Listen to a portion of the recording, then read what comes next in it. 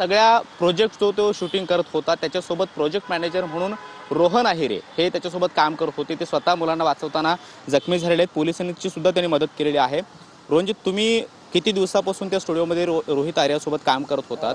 काय तुमचं प्रोफेशन आहे आणि मुलांसोबत तुम्ही कशाबद्दल शूटिंग सुरू होतं आणि नेमकं काल काय काय घडलं होतं?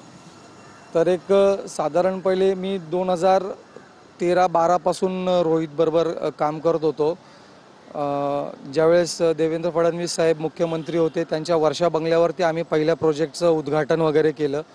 तर रोहित आर्या आमच्यासाठी ट्रस्टवर्दीचं असं चित्र होतं, कारण की त्याच्यानंतर सुद्धा तो पहिला चित्रपट झाला, दुसरा चित्रपट सुद्धा आम्ही त्यांच्याबरोबर केला। झी सिनेमासारख्या प्लॅटफॉर्मवरती सुद्धा त्यांचे चित्रपट येऊन गेलेत म्हटल्यानंतर आमच्यासाठी ते ट्रस्टवर्दी होतं। मधला तिसरा चित्रपट स्वाभिमान म्हणून एक चित्रपट आला, त्या चित्रपटाच्या टायमाला माझी दुसरी कामं चालू असल्याकारणाने मी ते काम करत नव्हतो। मग एक साधारणपणे 5 ते 7 वर्ष माझा त्यांच्याशी बिलकुलच संपर्क नव्हता। मग असं वाया मला कळलं की त्यांना बायपास वगैरे त्यांचं झालेलं आहे। ते एक दोस्तीच्या आणि आपण काम केलेलं असं एकत्र नाते म्हणून मग आपण भेटून आलो त्यांना। मग त्याच्यानंतर ते पुन्हा थोडेसे कॉन्टॅक्टमध्ये आले आणि मग एक साधारणपणे आता एक 2 ते 3 महिन्यापूर्वी त्यांचा पहिला कॉल आला मला का एक नवीन प्रोजेक्ट आहे, करशील का? मी म्हटलं सर, चांगले पैसे मिळणार असेल तर का नाही करणार, म्हटलं माझं प्रोफेशन आहे ते। तर मग ते सगळं झालं आणि मग त्याच्यानंतर आमचं परत थोडंसं बोलणं आणि मग त्याच्यानंतर प्रोजेक्टच्या रिलेटेड मीटिंग वगैरे झाल्या। मग किरण कोंडके जे दादा कोंडकेंचे चांगले म्हणजे त्यांच्या फॅमिलीतले बिलॉंग, त्यांच्या स्टुडिओवरती आम्ही शूट करायचं फायनल केलं। तिकडे आमच्या मीटिंग्स व्हायला लागल्या आणि मग ते जनरल आपण फिल्मसाठी जे रुटीनमध्ये मीटिंग्स वगैरे होतात तसंच सगळं चालू होतं। काय फिल्म होती, म्हणजे लहान मुलांना सोबत घेऊन शूटिंग होणारी ही फिल्म नेमकी कोणती होती आणि सरकारच्यासाठी हे तुम्ही काम करत होतात का किंवा प्रोजेक्ट होता? असं त्यांनी आम्हाला सांगताना सांगितलेलं होतं का जे स्वच्छता मॉनिटर म्हणून त्यांचं एक प्रोजेक्ट चालू आहे, जे स्वतः एकनाथ शिंदे साहेबांनी त्याचं इनॉग्रेशन वगैरे केलेलं होतं। तर ते आमच्यासाठी ट्रस्टवालं पार्ट होतं आणि याच्यापूर्वी त्यांच्याबरोबर काम केलेलं म्हणून ते ट्रस्टवालं होतं। तर मग त्यांनी आम्हाला पिक्चरची स्टोरी सांगतानाच तशी सांगितलेली होती का अशी पिक्चरची स्टोरी आहे का मुलांना आपण एक डे केअर सेंटर आहे आणि त्या डे केअर सेंटरमध्ये मुलांना ते त्यांच्या पॅरेंट्सला प्रॉब्लेम्स त्यांचे सगळे बघून ते मुलं क्रांती घडवायला निघतात आणि देशातून करप्शन काढायसाठी निघतात। आता करप्शन काढायचा विचार आणि या गोष्टीमुळे आमची पूर्ण टीम रेडी झाली। मी झालो, किरण दादा झाले, अमोल झाला, आम्ही सगळेजण, सगळे सिनियर मंडळी सगळे, आम्ही सगळेजण फिल्म करायला रेडी झालो। फिल्म करायला रेडी झालो। त्याच्यानंतर मग ॲज युजल जशी रेखीची प्रोसेस असते, लोकेशन बघणं, त्याच्यानंतर या सगळ्या गोष्टी बघणं, तर लोकेशन वगैरे फायनल करण्यासाठी सुद्धा लोकेशन सुद्धा त्यांनीच हंट केलं।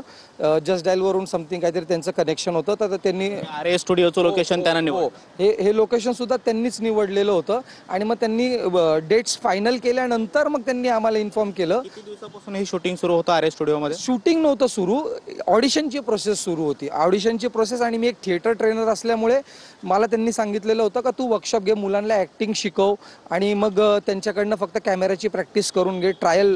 17 मुलं जी आहेत ती महाराष्ट्राच्या वेगवेगळ्या ग्रामीण भागातून शाळांमधून सिलेक्ट करण्यात आलेली होती। त्याची प्रोसिजर काय होती? मुलांना संपर्क करून कसं बोलावण्यात आलं? सगळं रोहितनीच केलेलं होतं। रोहितचे ते स्वच्छता मॉनिटरचे वेगळे ग्रुप्स वगैरे काय होते, तर ते ऑडिशनचं त्यांनी मेसेज वगैरे बनवलं आणि ते त्यांनी तिकडे फॉरवर्ड केलं आणि तिकडनं मुलांच्या सिलेक्शनची प्रोसेस झाली।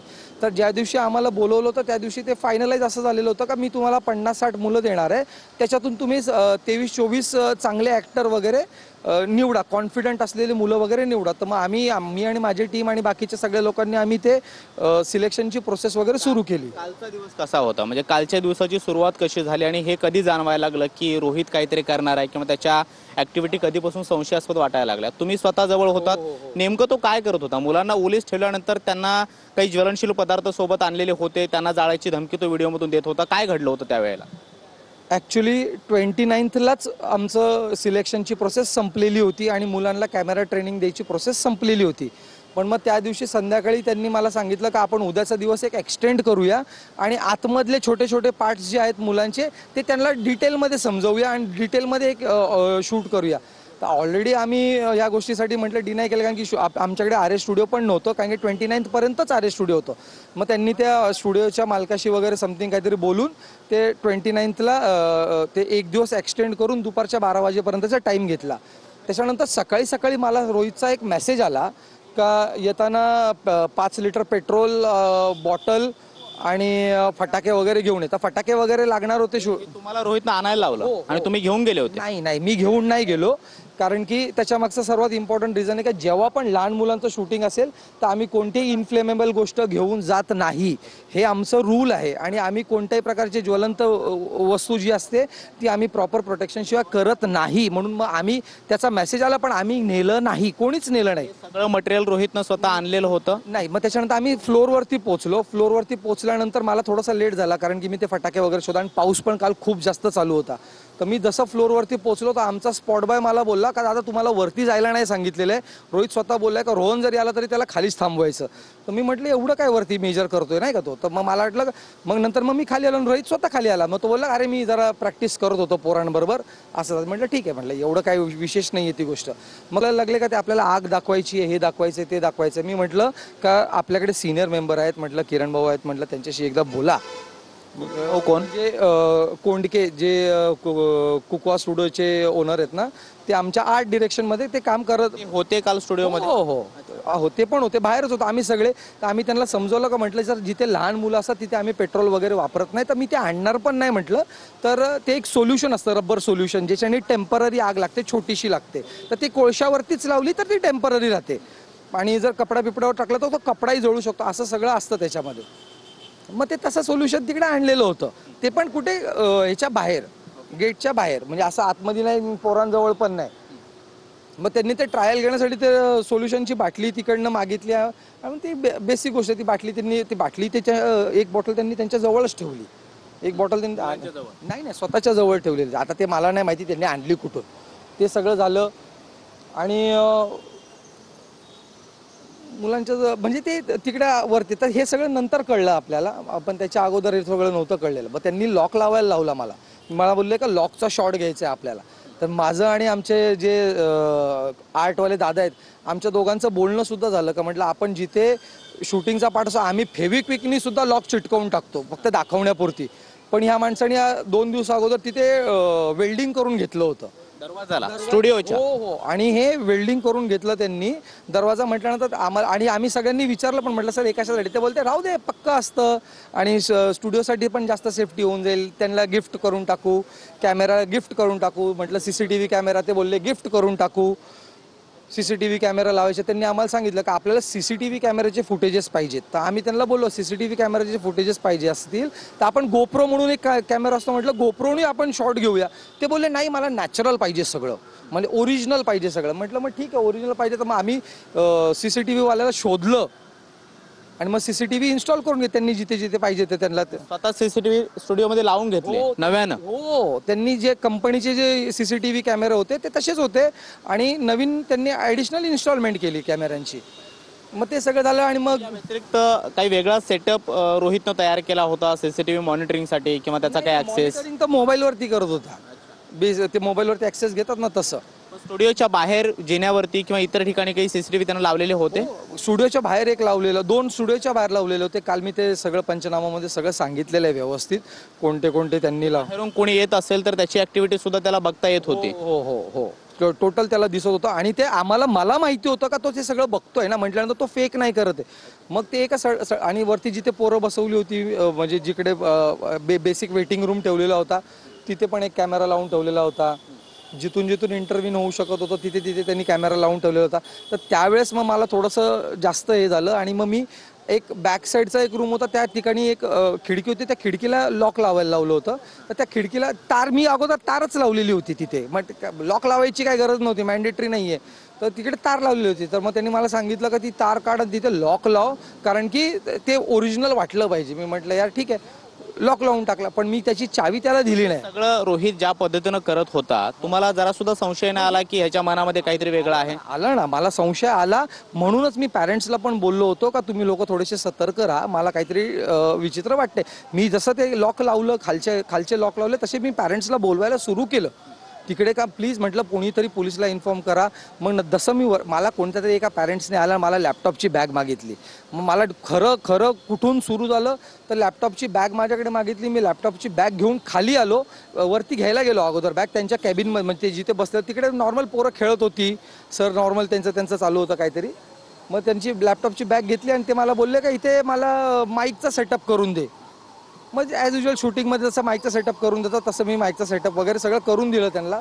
आणि मग त्याच्यानंतर पुढच्या प्रोसेस मग ती लॅपटॉपची बॅग द्यायला खाली आलो तर मग तेव्हा मला अचानक आठवलं का अरे या मेन गेटच्या चाव्या तर सरांकडेच आहेत.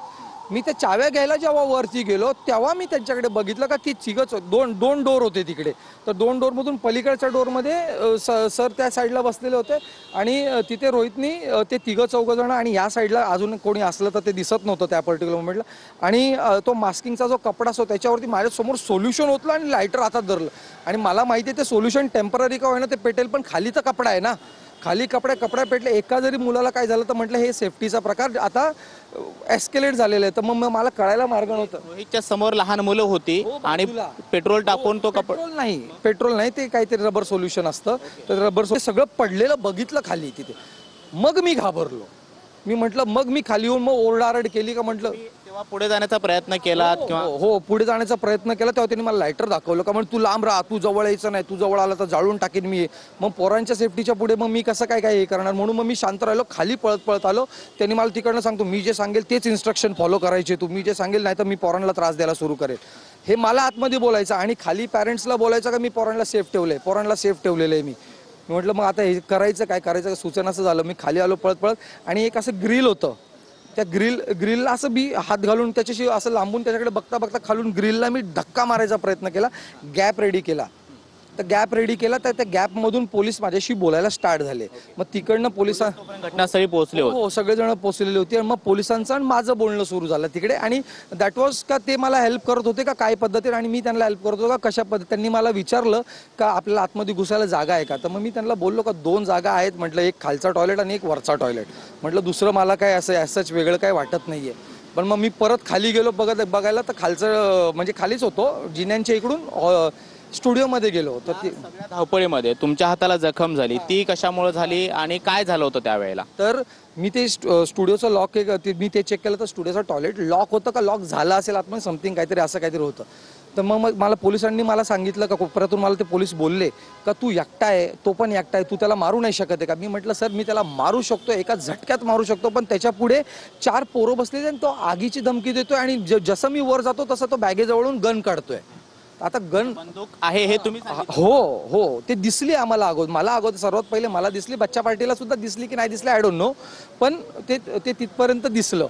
मग ते सगळं झालं आणि मग त्याच्यानंतर बंदूक काढून दाखवत होता, धमकावत होता. दाखवली त्यांनी लांबून मला, हे बघ रोहन म्हणे बघ नाही आणि लायटर पण आहे, मी सगळं हे करून टाकेल. मग मी त्याला बोललो म्हटलं सर शांत बसा, म्हटलं सर तुम्हाला काय पाहिजे असेल तर सांगा, म्हटलं मला सांगा मी बोलून दाखवतो, म्हटलं कोणाशी बोलायचं असेल तर मी इकडून म्हटलं सगळे पोलीस लोक माझ्या खूप जवळ आहेत. हे सगळं करत असताना रोहित आर्या कोणाशी बोलायचं आहे किंवा तो कंटिन्यू फोनवरती बोलत होता. इन्स्पेक्टर साहेबांनी त्याच्याशी कंटिन्यू मागणी काय होती, म्हणजे पोलीस असं म्हणतायत की त्याची काय नेमकी मागणी आहे हे आम्हाला स्पष्टपणे त्याने सांगितलं नाही. त्याला कोणाशी काही लोकांशी मला बोलायचं असा त्याचा व्हिडिओ सुद्धा आहे, त्याला नेमकं कोणाशी बोलायचं होतं.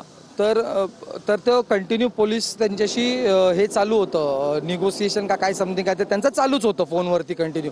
आणि त्याच टायमालाच इन्स्पेक्टर साहेब माझ्याशी खाली सुद्धा एक दुसरे इन्स्पेक्टर साहेब त्या ग्रिलमधून माझ्याशी खालून सुद्धा बोलत होते. आणि मग त्या इन्स्पेक्टर साहेबांनी मला सांगितलं का तू घुसायचा प्रयत्न कर आणि आम्ही मागून फर्स्ट फ्लोअरच्या ह्याच्यातून घुसायचा प्रयत्न करतो आणि तू पोरांना बाजूला कर वगैरे.